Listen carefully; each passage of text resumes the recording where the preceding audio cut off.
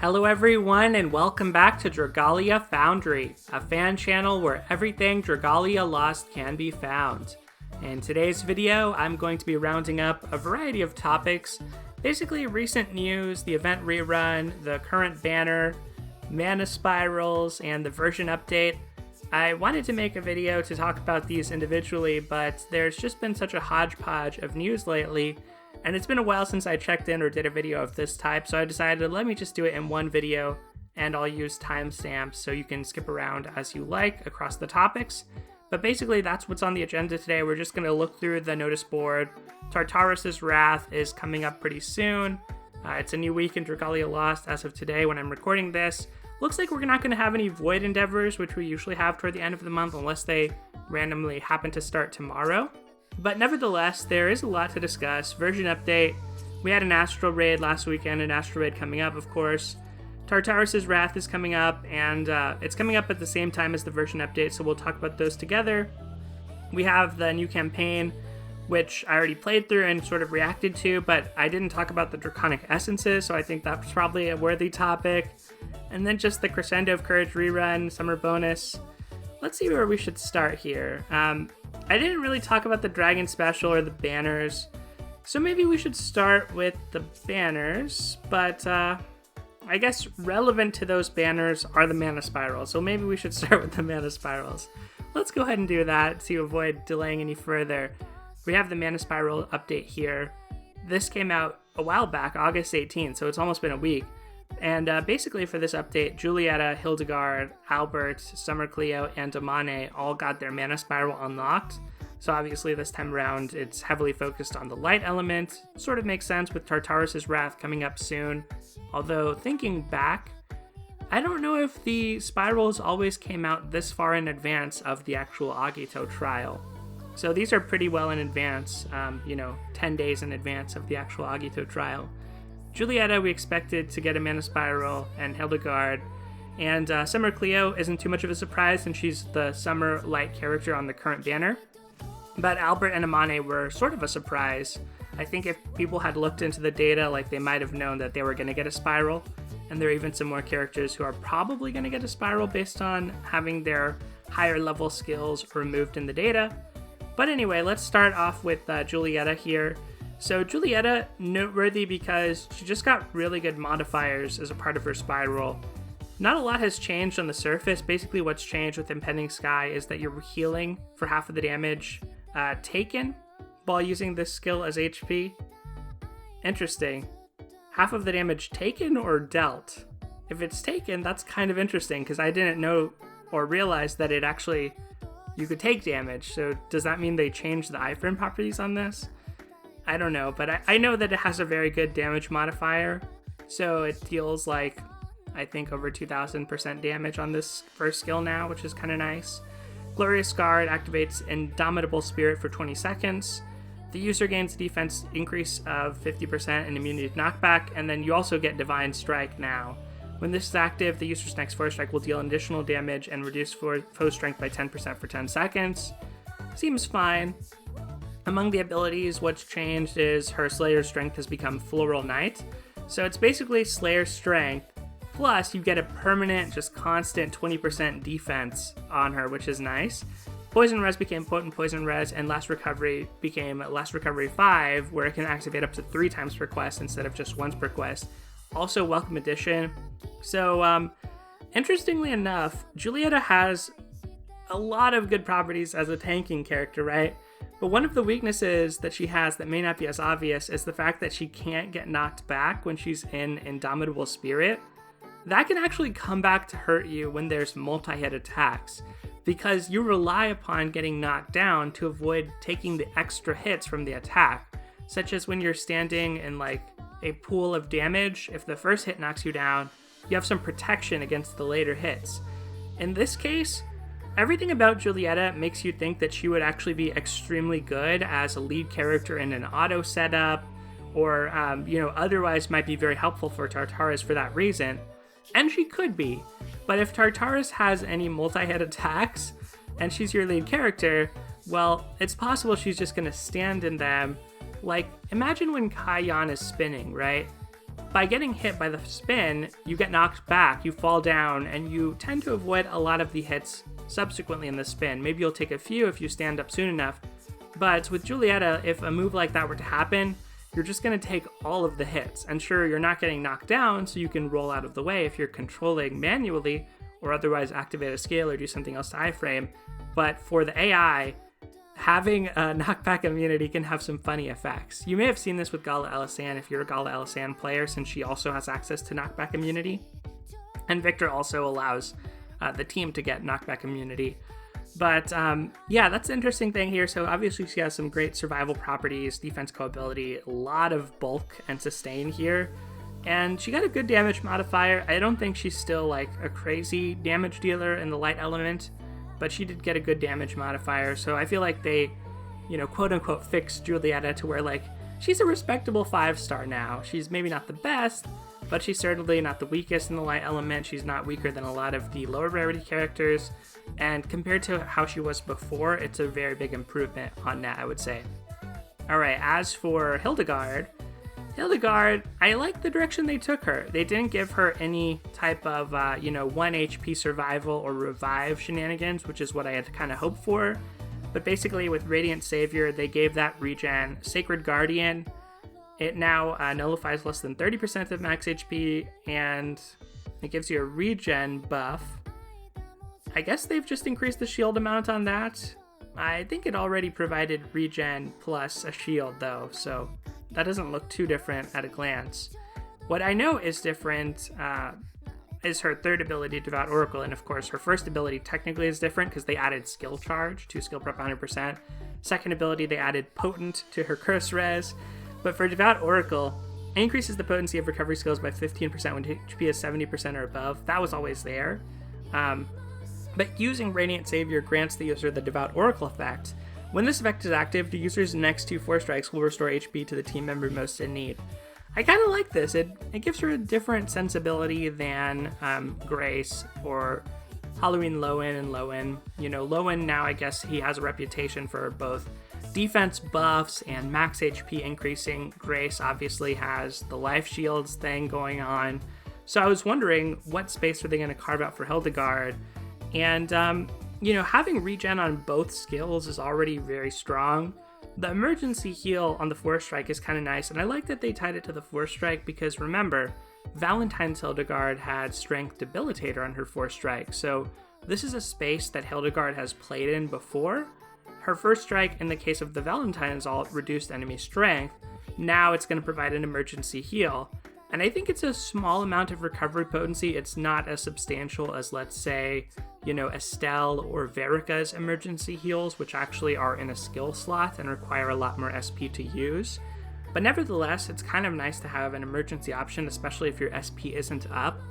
And we've seen SP draining effects before, right? Like in Master High Zodiarc's trial, even if you have curse res, the cages that he puts on you effectively curse you in the sense that they drain your SP down to 0. So there are ways around curse res where you can't always rely upon skills super easily. Maybe Tartarus will have a similar mechanic, like an SP draining mechanic. That's possible. If we see anything like that, like the Force Strike emergency heal, seems like it could be nice. And I have a feeling if healers are used, Hildegard will probably slot in very nicely for that content. Another thing is she just has so much healing that I've already seen her used for High Zodiarc auto clears, and she seems to be pretty effective at that. Okay, so now we have Albert.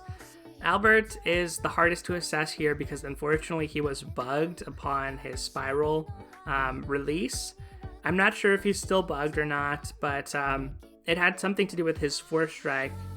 And essentially, well, let's look through this. The first skill looks effectively the same, but I believe the damage has been increased. Thunderous Impulse. When electrified, the user's Force Strikes have 2 charge levels, so the charging thing is new. They inflict paralysis at level 2. Kind of nice, honestly, because Albert is somebody who could exhaust the amount of times you can paralyze an enemy because there is a cap, and their resistance goes up every time you paralyze them. Kind of nice that you can have a little more control over that, but I presume that level 2 is still going to be preferred the vast majority of the time. But the Lightning Burst skill is powered up. That was always the case. And then the rest of the text here is about how this skill fails automatically over time. I think the 25 seconds is longer than it used to be. Otherwise, electrically charged 3, so this has increased the level, meaning you're getting a bigger buff when you're electrified. Poison Rest became potent, and then Impulse Slash, newly named. Basically, this used to just increase Force Strike damage by 50%, but now it grants you a unique Force Strike, and when you're not electrified, your Force Strike will consume up to 5% of Thunderous Impulse's skill gauge. When you are electrified, the skill gauge is not consumed and Force Strikes do an additional 10% damage. So, interesting. It makes me wonder, do you want to just do basic attacks to combo until you actually get your Thunderous Impulse charged up? Because if you do a traditional sword combo of 2 to 3 hits plus a Force Strike, which you might want to do on a character like Albert because his Force Strikes in particular do 50% more damage right off the bat, well, now you're going to be diminishing your Thunderous Impulse gauge. So I think this might change his play pattern to, doing basic combos until you activate Thunderous Impulse, but I'm not completely sure on that. I guess we probably won't know until the bug is resolved, or maybe if the bug is resolved, people know, and you can leave a comment and let me know what you think. Okay, next up, Summer Cleo. Summer Cleo, notable for her shared skill for the most part, but she's also gotten a nice power increase, just like the rest of these characters. Parasol Shot deals light damage to and inflicts paralysis on the target nearby enemies and fires extra shots equal to the number of buffs the user has. A maximum of 5 additional shots can be fired. I think that used to be 4, so that's an increase. I guess the modifier is probably a little bit higher as well. But Tropical Breeze is the one that has been stirring some heads, I guess, as far as strategy and using this as a shared skill. Can you do anything busted with this? So let me walk through this. This is a local area of effect buff, meaning it's going to affect you and your teammates, or actually allies around you. For 10 seconds, increases the user and nearby ally strength by 5%, crit rate by 3%, and skill damage by 10%, and the skill gauge fill rate by 10%. Also grants the user the following additional buffs based on the number of adventurers who were buffed by this skill, including the user. So if you buff 1 or more adventurers, which you're always going to do because you're going to buff yourself, you get 10% defense for 10 seconds. And if you buff 2 or more adventurers, which means you just need to tag one of your friends with you, you add 10% to the modifier to critical damage. And if you get 3 or more adventurers, you immediately ready the user's initial skill displayed at the top right of their skill list for use. So this is where things get very interesting. For Cleo herself, it's going to mean extra parasol shots, and she's kind of like I don't want to say fixed, but she's a little bit more balanced Cerise in a way, Gala Cerise.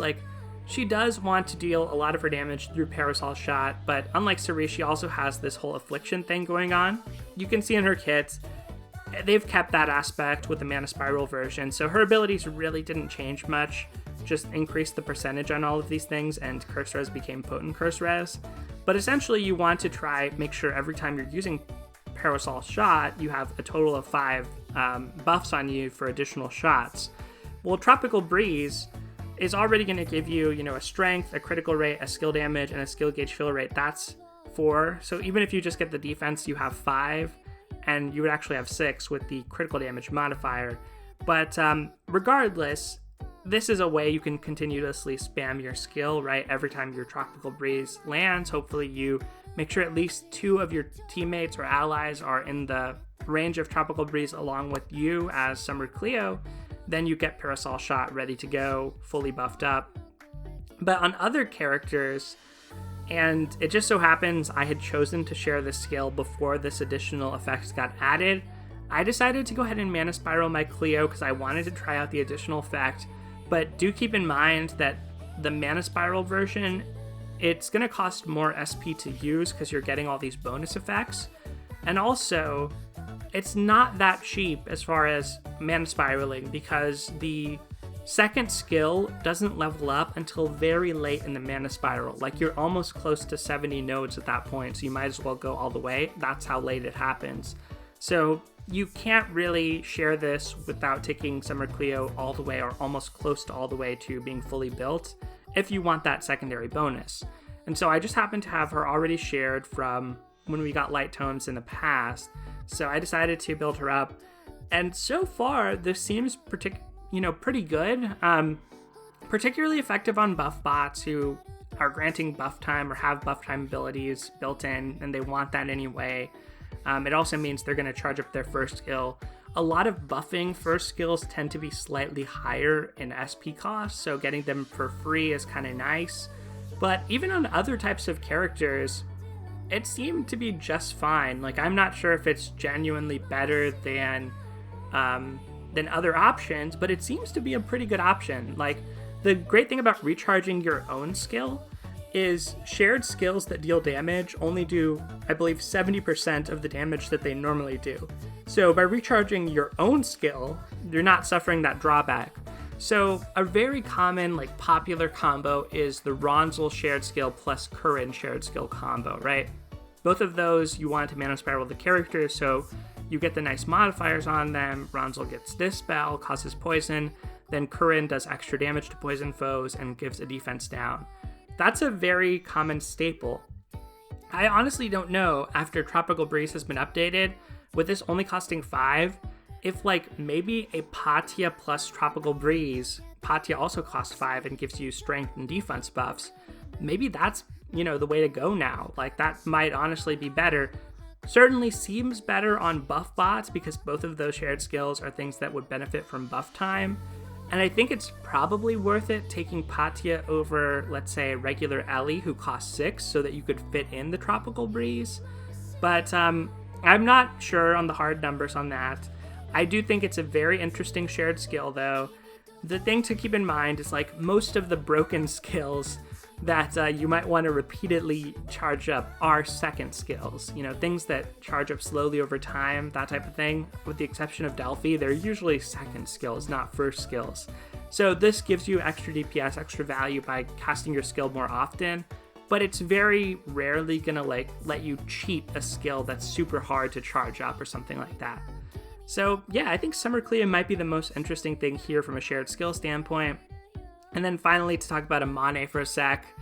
Poor Amane, she really didn't get a lot of extra DPS off of her damage modifiers.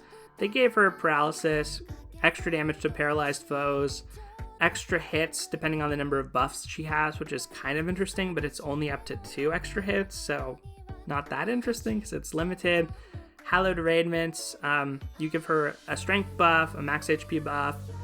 Max HP buffs are still kind of rare, so it's something that Amane has. If you end up needing that, that's interesting. It also counts as 2 buffs, so effectively, anytime you activate Hallowed Raiments, Imperial 11 will get those 2 bonus hits. Otherwise, they made it so her skill prep is 100% and now has skill charge, potent curse res off of regular curse res, and then broken punisher went up to 35%. Kind of your standard stuff. I think that among light wands, this doesn't make Amane stand out in particular. Radiant Chuan Song and then Peony, who has a different co-ability, obviously, probably still the standouts in that category. Alright, so that's kind of what I think about the mana spirals. That did take a good chunk of time, so I'm glad we got that out of the way. Now that we've talked about the mana spirals, let's talk briefly about the banners. So let's start with the Dragon Special. I didn't make a video about this because I talked in my last Should You Summon Gala Remix video about the nature of how banners have rolled out the past several months. Basically, it's always been, the past 2 months, it's been at the beginning of the month, end of the previous month, you have a gala. After the gala ends, there's an elemental focus. After the elemental focus ends, there's a gala remix. After the remix ends, there's a Dragon Special plus a rerun banner. That's where we are right now. And after that is another gala that goes into the next month. So what I said in that video was essentially you're just making a decision between which galas or among which galas you want to pull on. And the other things like these Dragon Specials and elemental focuses usually aren't worth it. And I think that applies to this Dragon Special as well. We have our light skill haste dragon here. Certainly interesting, Chitose makes good use of this dragon. Other characters like him would make use of this dragon pretty well, but we just don't know enough without Tartarus' Wrath being available. on how required or good this will be. Popstar Siren is a very good dragon also, so it makes me a little bit less keen on trying to pick up this dragon. Then we have our second dragon here, eating pancakes. And as far as water dragons go, I think the unfortunate thing with him is that you really don't have a lot of good holders for this dragon who have a very high critical rate. One of the ways around this is the fact that critical damage benefits inspiration, or like inspiration works with critical damage, so inspiration makes it so once you have 5 stacks, your next skill is guaranteed to land a critical hit. That's kind of a way around this where you don't need to have a lot of critical rates, but it isn't going to really help you with your autos and with your dragon transformation. Basically, I think Nimbus wants a character that both transforms into a dragon as a big part of their playstyle and has a lot of critical rate modifiers, and there just aren't that many characters that really fit into that right now. So there are some that do one but not both, like Xainfried is good at dragon transformation, but he doesn't really have anything that cares about critical rate. Orsum has a lot of critical rate stuff, doesn't really care about the dragon transformation aspect. So there are some characters where this dragon might be preferred, but we also don't have a water gala dragon yet. Like, there's a lot of room for this dragon to be crept, and honestly, I think this is the type of dragon that's going to get added to the Dragon Essences or Draconic Essences. And then finally, Shinobi. Actually pretty legit, pretty decent here. So Shinobi, this dragon was the reigning MVP for a long time for the Shadow element. Many of the characters preferred to have a strong skill damage dragon. Now there's a little bit more diversification in the sense that you do have adventurers like, let's say, Belina, Durant, who care about their auto attacks a little bit more, don't necessarily want just pure skill damage. So that's given rise to dragons like Fatalis, Andromeda, and some people are still using Marishiten. You know, there's characters like Delphi as well, who obviously don't want a skill damage dragon. But nevertheless, a lot of the Shadow element still prefers to use dragons like Shinobi. However, Gala Cat Sith exists, and Gala Cat is better than Shinobi for short fights. In longer fights, she can drop off because you have to do a certain amount of combos or be able to shapeshift with her to restore your cat paw icons.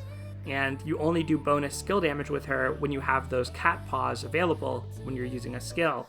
So there are some trade-offs between them. I think that Shinobi still has a place. Like, there are comps when you'd rather use him than Gala Cat. And also, Shadow is such a strong element, and in particular for like solo, where you might have multiple Shadow adventurers, that I think it's very reasonable that one of them might have Gala Cat equipped and one of them might have Shinobi equipped. So this is probably the most tempting thing on this banner. For 4 stars, there's also Juggernaut, Lindworm, and Poliahu. Lindworm and Juggernaut being fine, but these 4-star dragons that are easy to unbind, now that we have the essences, they're a little bit less appealing than they used to be. There are just easier ways to kind of bind up a generic strength 5-star dragon than there used to be. So we'll get into the essences next. I think that this is still a skip, despite the fact that Shinobi and Tieshan Gongju are okay. Nimbus, I don't think is really that great. Okay, so now let's talk about the next banner, Crescendo of Courage. So this is a rerun banner. It has Summer Cleo, Summer Verica, Summer Luca, Popstar Siren. We already talked about Summer Cleo. She got her mana spiral, good shared skill.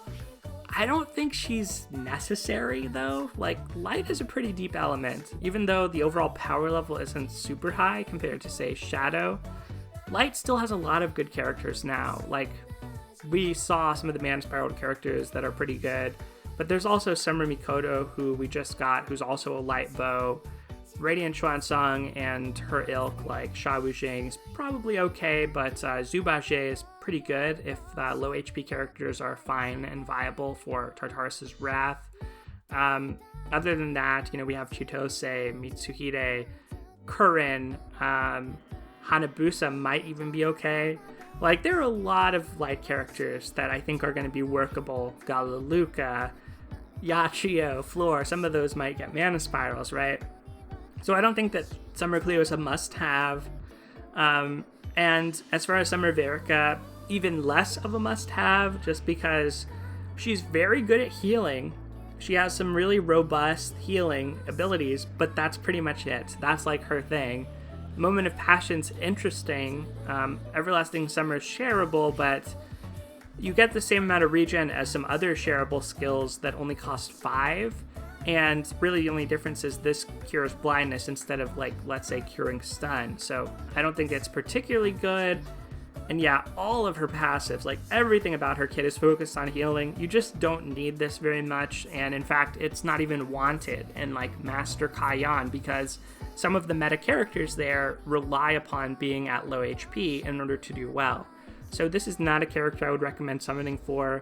If you're a super Verica fan and you weren't around last summer, you know, maybe, but if there are other things on this banner you don't have, then sure, it's a little bit more tempting, but like, just for Summer Verica, I'm not sure about that. Alright, so one of the things that can tempt you here, though, is Popstar Siren. Still probably the best dragon for healers. Weirdly enough, when this dragon was previewed, I think all of us were in the mind space of like, well, this isn't better than Cupid. This isn't really going to be used, you know, like this isn't a good dragon, only 40% modifier. You're stuck in your dragon form longer, which is supposed to be a bonus, but isn't really a bonus with how bad Popstar Siren's dragon form is. But as it turns out, what you can do with Popstar Siren is just put her on healers of any element. And in particular, Lowens, you know, love to run Popstar Siren and Volk's Wrath. Essentially, any trial where there's not a significant amount of unavoidable damage, rapid damage that, you know, you would just die by not having enough HP or survivability, since on a non-light character, she's not giving any aura or any, like, not as much stats. But otherwise, like, if you can just survive enough in a fight to where you can use her, transforming into her and getting her 2 buffs is very, very good. Essentially, you're going to be able to energize the entire team, increase their strength by 40% and defense by 40%. It's just one of the best ways that healers can contribute to teams' DPS. And now that there are shared skills and there are other things, there's Mars, like there are other ways. I'm sure a Mars Lowen isn't the worst thing, you know, an Arctos Lowen to cause stun at the right time isn't the worst thing. But in particular, now that we're thinking about Shadow Enemy with Tartarus, if we are going to run a healer like Hildegard, this could possibly be Hildegard's best dragon in order to provide some extra DPS support. So Siren is actually a little bit more of a temptation than most here, and she also is an alt. So I feel like the chances of her being added to the essences is a little bit lower, and she's kind of like got some special mechanics, like 2 abilities going on here. So I think that maybe, you know, if you don't have Siren or Cleo and you like Verica, then you could burn some pulls here. And Luca is around as well, but unfortunately Luca didn't get the Mana Spiral treatment. He does kind of have an interesting shared skill with attack rate and energy, but nothing super notable as far as Summer Luca. So I think, you know, if you don't have the 2 light things on here and you really like Summer Verica, maybe consider this. But if you already have a pretty stacked light team, or you're not interested in playing a healer or support, so you wouldn't want Popstar Siren, then I would probably stay away from this. It seems very likely that we're getting Gala Thor based on the latest story chapter at the end of the month, so yeah, I would probably save for that. Alright, that pretty much covers the banners, so not a whole lot left. I'll go into the story so we can see the Draconic Essences in a moment, but Tartarus' Wrath is coming on the 28th in my time zone. The version update is happening before then, but some of the features don't roll out until Tartarus' Wrath rolls out. This one is pretty short and sweet. Multiple summon vouchers can now be used at once, so instead of doing singles individually, you can do up to 10 singles at once. Unfortunately, as much as this is a nice quality of life feature, based on what's written here, you would still lose value by doing this potentially, because you may break your pity rate in the middle and not have enough singles to continue. So you want to be judicious about doing this. Like, if you're only summoning until you get something, you probably don't want to do this.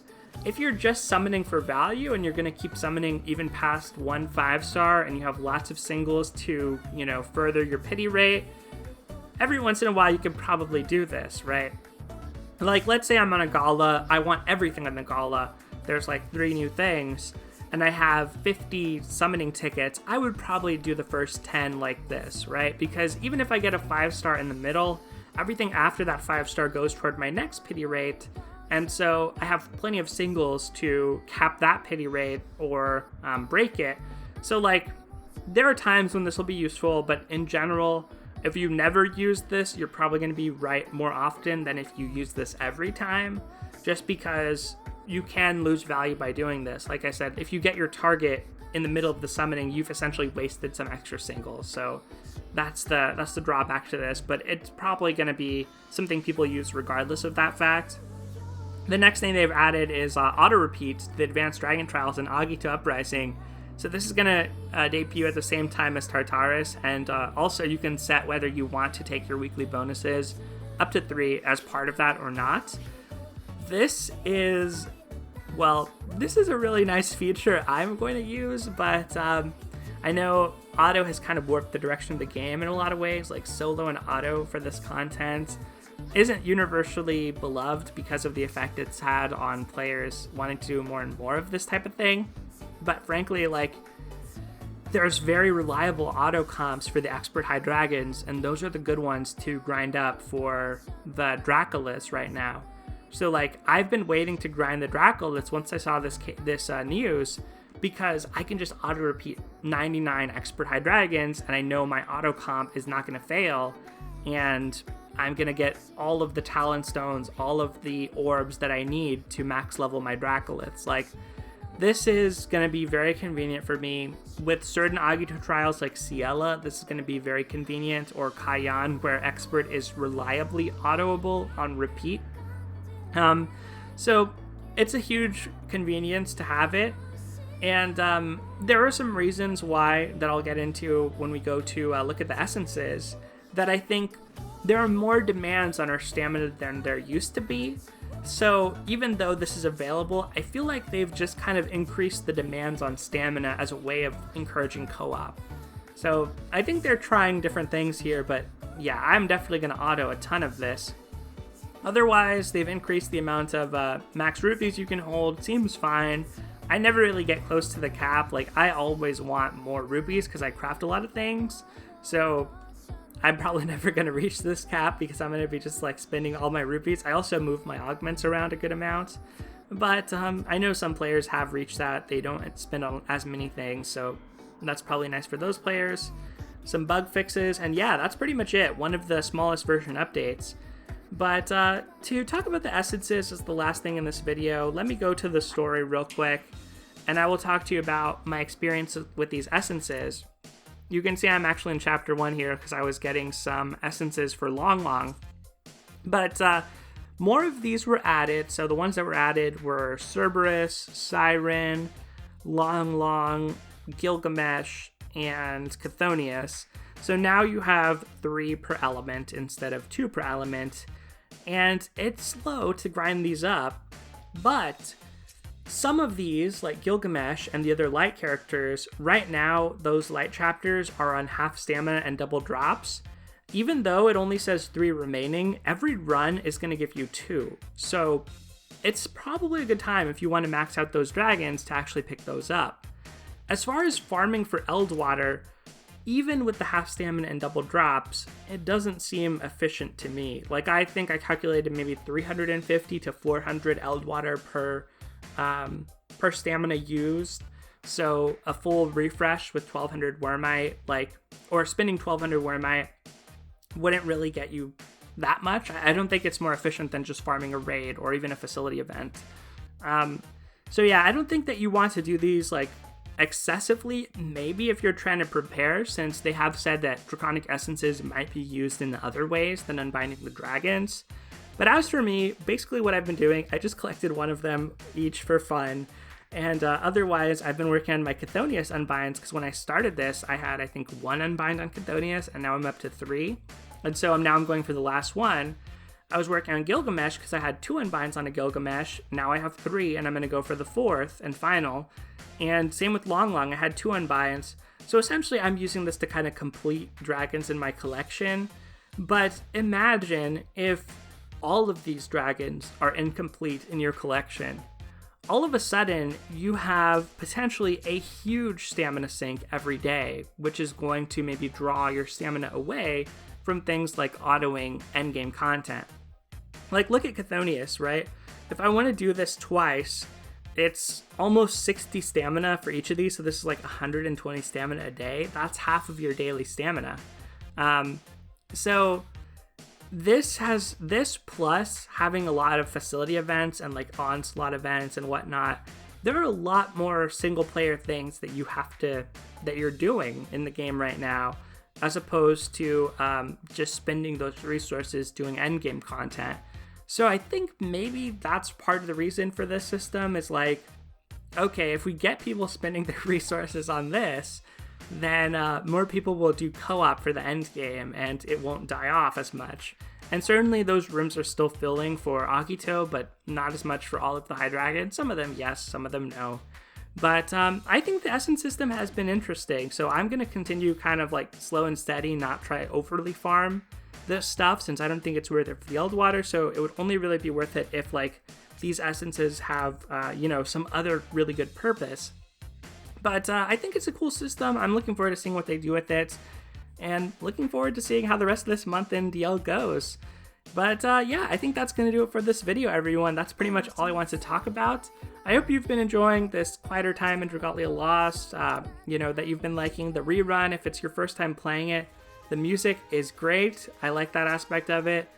Let's close out on just the boss battle. We'll just head in here. I'll show my event team, since I always want to get some type of gameplay of the events. And essentially, I'm just grinding up the facility, same as everybody, and doing it a day at a time. I haven't rushed these down or anything, and have just been kind of chilling with Dragalia lately. It's been kind of quiet. I've been trying some different endgame things, but I'm right now thinking about maybe creating an alt for the month of September, trying to like go through the game from the beginning. It doesn't seem like the weapon rework is going to happen anytime soon, so I might do that as a way to kind of build up to the anniversary. That seems like it might be kind of fun. Otherwise, I've just been kind of saving resources. I did a little summoning on the remix. I actually got current. I did like 40 summons using singles, because when I was experimenting with Volk, I really wanted to try Cassandra, but I didn't end up getting her anyway, so I didn't spend any Wormite though, just tickets, and this is what we're at right now. But that is going to do it for today, everyone. So thank you as always for watching. Hope you enjoyed the video. Take care, and I'll see you next time.